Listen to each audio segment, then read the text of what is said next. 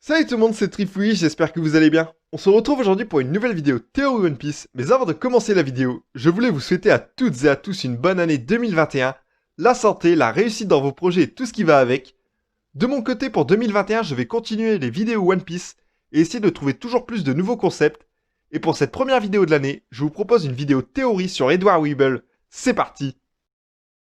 C'est lors du chapitre 802 qu'apparaît pour la première fois Edward Weeble, un personnage très étrange.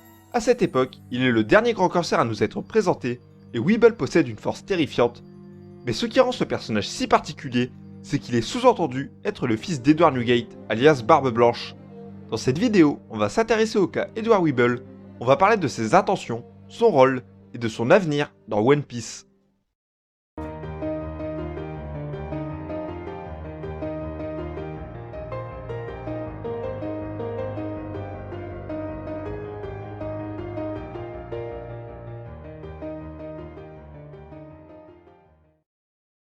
Lors de la première apparition d'Edward Weeble, celui-ci apparaît comme un personnage idiot, naïf, mais surpuissant. Et il est aux côtés d'une femme qui prétend être la seule femme que Barbe Blanche ait pu aimer un jour, c'est Miss Bakin, qui est à la fois intelligente et manipulatrice. Ce duo sème ensemble la destruction sur les mers. Au sein de ce duo, Bakin tire les ficelles, elle manipule Weeble pour vaincre les anciens alliés de Barbe Blanche afin de s'enrichir. Et ce duo me fait beaucoup penser à un autre duo d'un manga connu dans le monde entier dont Teichiro Oda est un grand fan. Ce manga, c'est Dragon Ball, et ce duo dont je veux vous parler, c'est Boo et Babidi. Dans Dragon Ball, Boo est naïf et surpuissant, comme Weeble, et Babidi est manipulateur et faible, comme Miss Bakin. Et pour cette première partie de la théorie, je vais m'appuyer sur le même scénario que dans Dragon Ball. Dans Dragon Ball, Boo et Babidi détruisent de nombreuses villes, Boo détruit et Babidi donne les ordres. Et au bout d'un moment, Boo finit par en avoir marre de Babidi et décide de le tuer. Dans One Piece, on pourrait avoir le même scénario, sauf que Weeble se séparait plutôt de sa prétendue mère au lieu de la tuer. Weeble serait alors libre et il pourrait prendre ses propres décisions, mais alors Weeble, que veut-il vraiment? Lors du chapitre 802, celui-ci affirme qu'il veut venger son père entre guillemets. D'ailleurs pour la question si Weeble est le véritable fils de Barbe Blanche ou non, je pense que c'est une question à laquelle on n'aura jamais la réponse, comme dans Jojo, où l'on se demandera toujours si Mikitaka est un extraterrestre ou non. Pour revenir à la vengeance de Weeble, celui-ci devra s'en prendre forcément à Marshall D. Teach, alias Barbe Noire. Weeble prendrait alors la mer pour trouver Teach.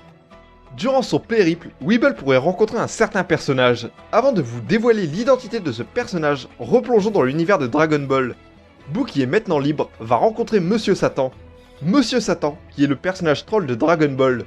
Le genre de personnage vu comme étant l'homme le plus fort du monde par le monde entier, alors qu'en réalité, il s'agit d'une petite merde.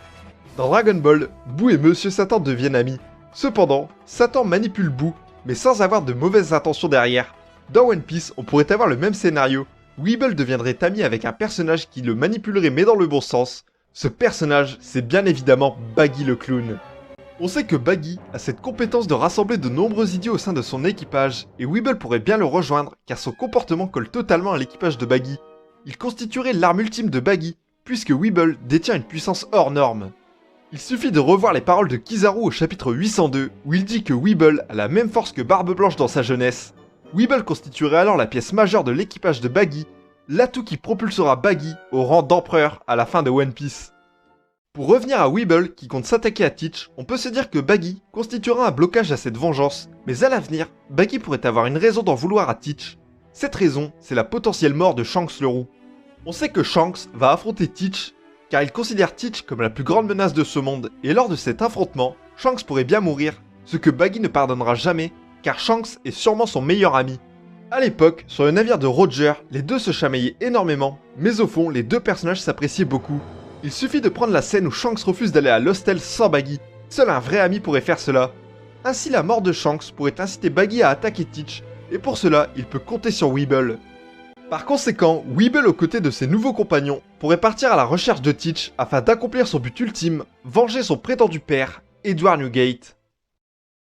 C'est la fin de cette vidéo, merci de l'avoir regardée. Dites-moi en commentaire ce que vous pensez de cette théorie un peu what the fuck, mais aussi ce que vous pensez de Weeble, ça m'intéresse énormément. Merci encore d'avoir regardé cette vidéo, c'était Trifouille, abonne-toi à la chaîne, salut tout le monde!